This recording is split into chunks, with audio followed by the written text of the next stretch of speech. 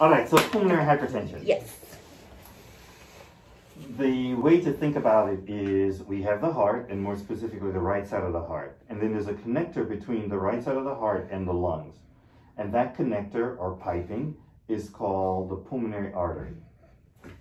And that pulmonary artery of a specific size allows easy blood flow from the right side of the heart into the lungs.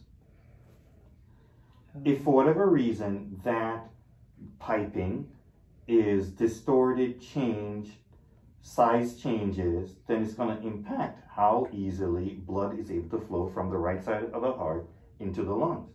And again, the ultimate is for the lungs to provide oxygen to the rest of the body, right? Correct. So pulmonary hypertension has to do with that piping changing, being distorted, oftentimes getting larger than it should be. And there's a wide range of things that result in that piping getting changed or large, of which sickle cell is one. The majority of changes that occur from that piping or in that piping oftentimes occurs over time. Time defined not in terms of days, but oftentimes weeks and more specifically months and years.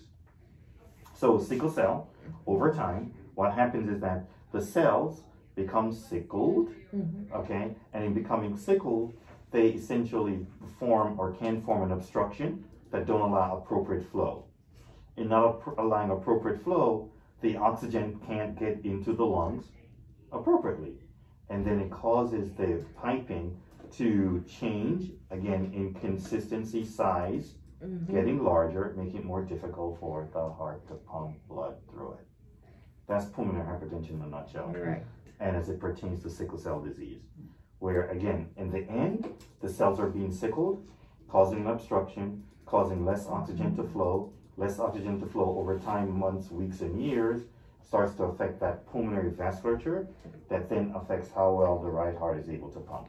Now, for a person like my mother that is a carrier for a trait. Zero. Does nothing. And now I know persons that have developed now pulmonary hypertension or just not having sickle cell or any trace of it at all. What can have happened over time to have caused it? So the physiology is a little bit different, meaning what occurs is a little bit different, but the end result is the same, where you still have a pressure change and distortion, so to speak, of that piping that's occurring. But what is driving it is different. For example, sleep apnea is a common reason why people end up with pulmonary hypertension, because over time, again, weeks, months, and years, they're not getting enough oxygen, and that low oxygen eventually affects that piping. There are people who have blood clots that they don't even recognize they're having blood clots, and those blood clots get into the piping, which distorts and changes it, leading to the buildup of this pressure. And there are a group of people, there is a group of people that develop the pulmonary hypertension, and we have no reason or have no idea as to why it's developed.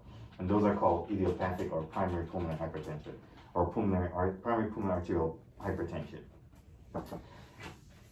You're messing up our flow. Come on and be on camera.